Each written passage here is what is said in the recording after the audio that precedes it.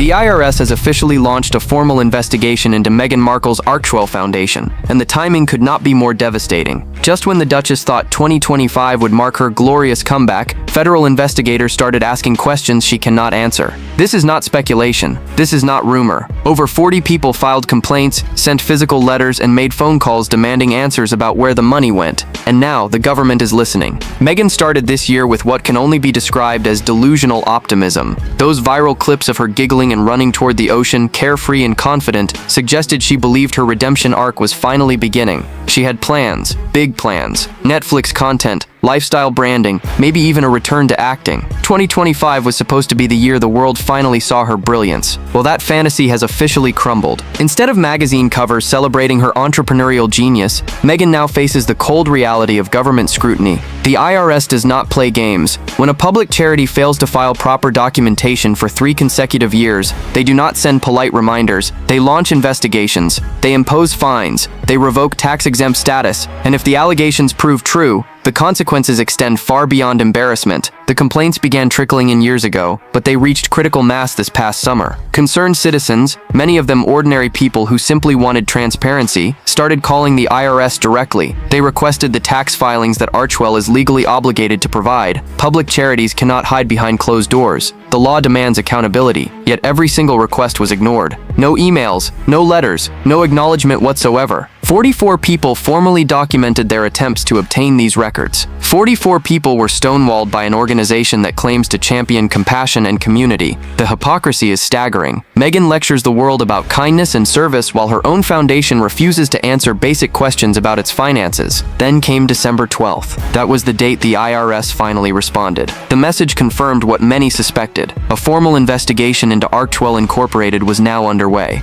The government had taken the complaints seriously. The wheels of accountability had begun turning. But here is where the story takes a darker turn. Exactly 6 days after that confirmation, Meghan made a sudden announcement. She was rebranding. Archewell would become Archewell Philanthropies. The media celebrated this as a fresh start, a new chapter. Nobody bothered asking the obvious question, why now? Why would someone rebrand a charity days after learning investigators were examining their books? The answer seems painfully clear. Meghan believed she could simply walk away from the mess, open a new entity, pretend the old problems belonged to a different organization entirely, start fresh with a clean slate while millions in questionable expenses remained unexplained. But the IRS does not forget. They do not allow convenient rebrands to erase years of non-compliance, and Meghan is about to learn that lesson the hard way. Here is the brutal truth that Meghan Markle desperately hopes nobody notices. The last time Archewell Incorporated filed tax documents that the IRS actually approved was 2022. That means for years now, this supposedly charitable organization has been operating in a gray zone of non-compliance. And the deeper you dig, the worse it gets. Public charities exist under a completely different set of rules than private foundations. When you register as a public charity, you surrender your right to financial secrecy. Every tax filing must be made available to the public upon request. This is not optional. This is federal law. If someone writes to Archewell and asks for their tax returns, Archewell is legally obligated to provide them. No exceptions, no excuses. So what happened when 44 people made exactly that request? Absolute silence. Not a single person received a response. Not an email,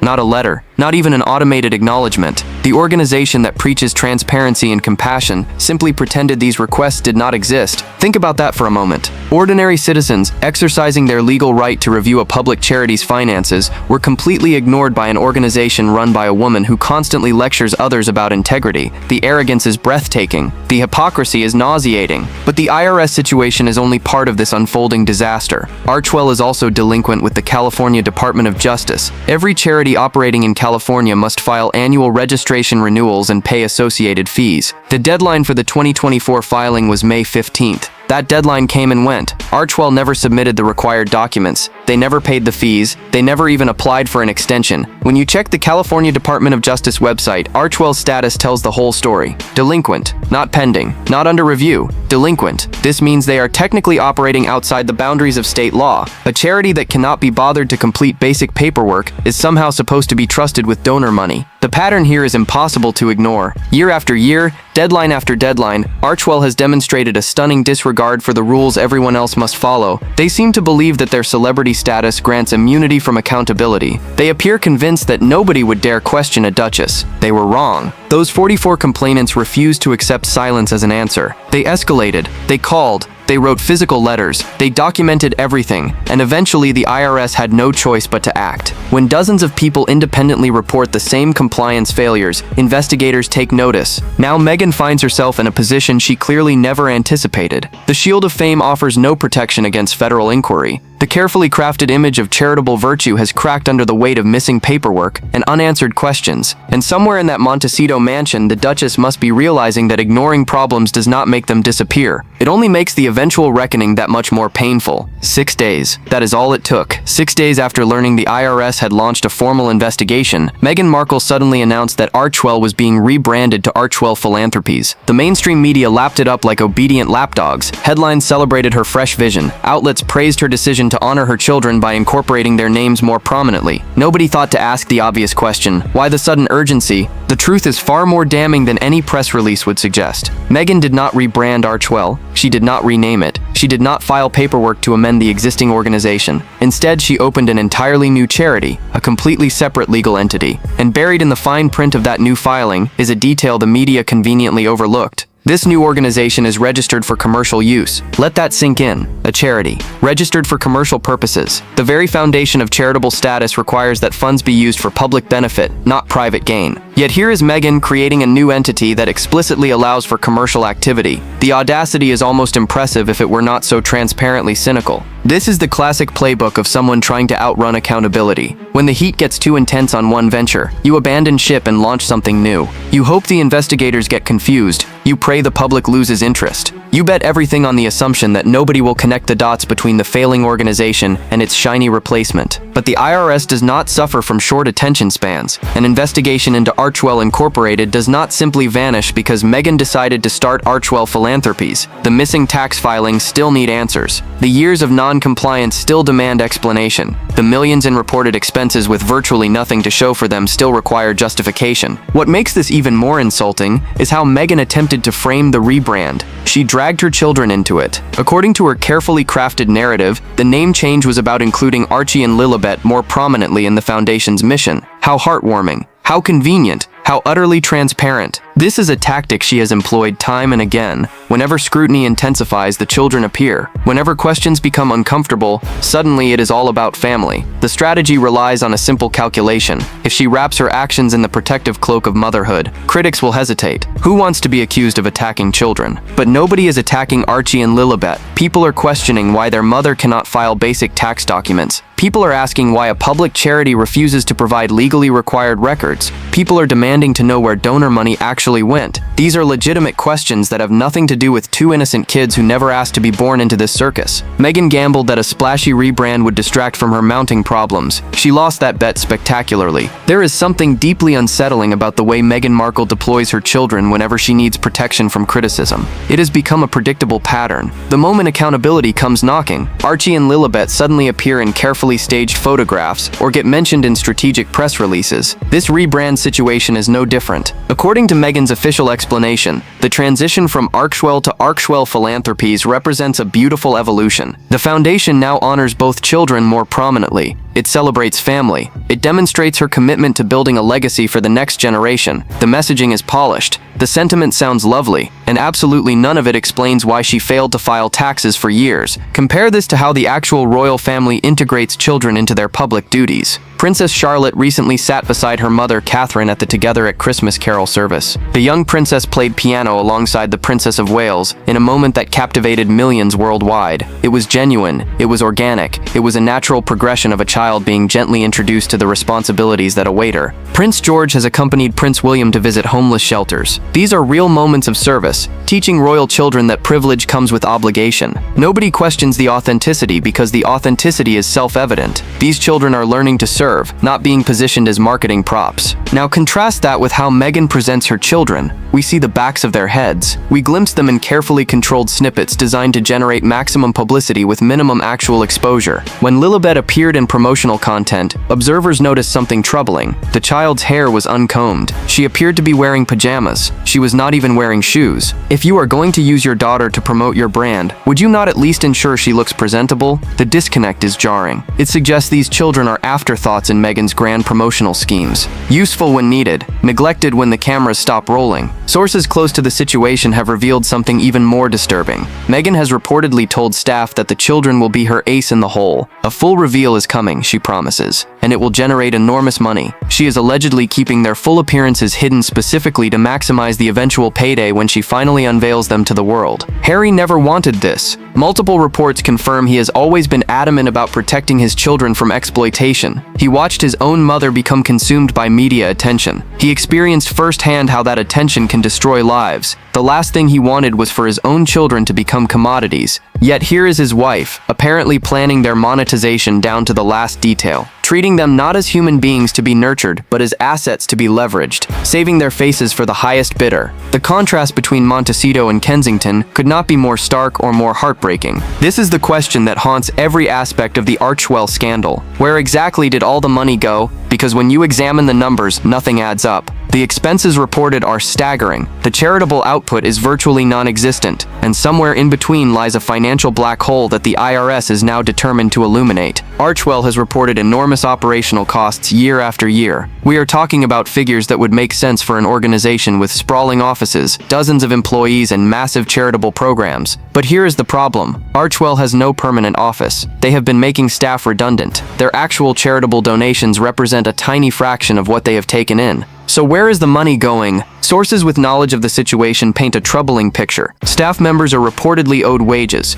People who worked for this supposedly philanthropic organization claim they have not been paid what they are owed. How does a charity that preaches compassion and service fail to pay its own employees? The hypocrisy is suffocating. The expense reports read like fiction. Consulting fees, travel costs, administrative overhead, line after line of expenditures that seem designed to drain the coffers while producing nothing tangible for the communities Archewell claims to serve. When you strip away the glossy press releases and celebrity photo opportunities, what remains is an organization that appears far better at spending money than giving it away. This is precisely why the IRS investigation matters so much. Public charities operate under strict guidelines about how funds can be used. There are legal limits on administrative expenses. There are requirements about how much must actually go toward charitable purposes. When an organization consistently fails to meet these thresholds, investigators start asking uncomfortable questions. Remember Al Capone, the infamous gangster evaded justice for years. Murder, extortion, bootlegging, nothing could touch him. But what finally brought him down? Tax evasion.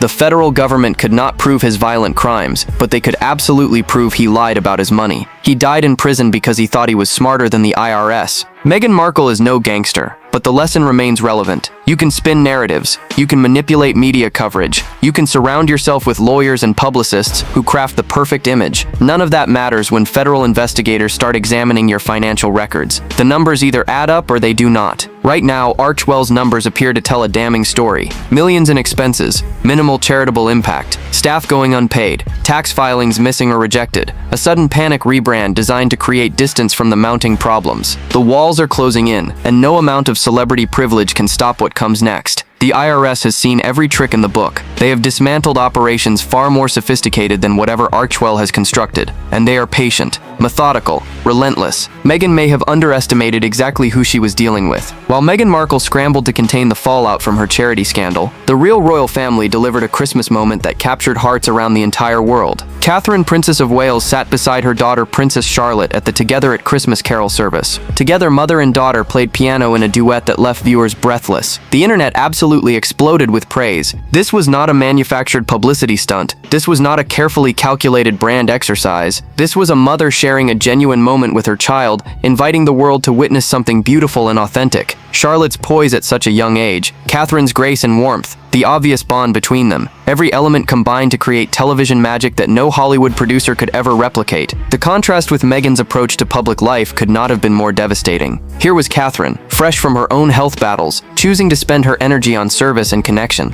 Here was Charlotte, being gently introduced to public duty in a way that felt natural rather than exploitative. Here was the royal family demonstrating exactly why the institution endures while pretenders fade into irrelevance. King Charles followed with his annual Christmas message, and once again the theme resonated deeply. He spoke of community, he spoke of caring for one another, he spoke of gratitude and togetherness. The message aligned perfectly with Catherine's own emphasis on compassion and connection. Father and daughter-in-law were singing from the same hymn sheet, quite literally in Catherine's case. For Harry, watching from his Montecito mansion, the broadcast must have felt like a knife to the heart. This was his family. These were the traditions he abandoned. This was the legacy he threw away for a woman who cannot even file her taxes properly. Every frame of Catherine at that piano reminded him of everything he sacrificed. Every word from his father underscored the community he chose to reject. The Sussexes have tried desperately to position Archewell as their version of royal service. They want the world to believe they are doing meaningful charitable work outside the constraints of palace protocol. But what have they actually accomplished? Where are their carol services? Where are their moments of genuine connection with the public? Where is the tangible evidence that their foundation serves anyone besides themselves? The answer is painfully obvious. It does not exist. While Catherine teaches her daughter to serve, Meghan allegedly plans to monetize hers. While William takes George to homeless shelters, Harry makes secret speeches in Toronto ballrooms with cameras banned. The divergence in values has become impossible to ignore. Christmas 2024 will be remembered as the moment the comparison became undeniable. Catherine, glowing despite everything she has endured, sharing music with her daughter. Meghan, hiding in California, desperately rebranding a failing charity while investigators circle. One woman embodying duty and grace, the other embodying desperation and delusion. The public sees the difference, and they have made their choice abundantly clear. If there is one thing Meghan Markle cannot tolerate, it is being ignored. Every time the royal family enjoys a moment in the spotlight, she finds a way to insert herself into the conversation. The pattern has become so predictable that royal watchers can practically set their clocks by it. Catherine announces something significant. Within hours, Meghan drops a competing headline. The timing is never coincidental. During Catherine's Together at Christmas broadcast, while millions worldwide were captivated by that stunning piano duet, Meghan chose that exact moment to post updates about her rebranded charity. She could have waited a day. She could have shown the most basic courtesy and let Catherine have her moment. Instead, she attempted to hijack the attention with her own announcement. This is not speculation. Staff members with direct knowledge have confirmed that Harry himself has confronted Meghan about this destructive pattern. He reportedly found the courage to tell her that constantly competing with his family makes them both look petty and desperate. He understands how terrible the optics are. He recognizes the damage it causes, but Meghan has her own twisted logic. According to sources, she genuinely believes that when people are paying attention to the royal family, some of that attention will naturally spill over to her.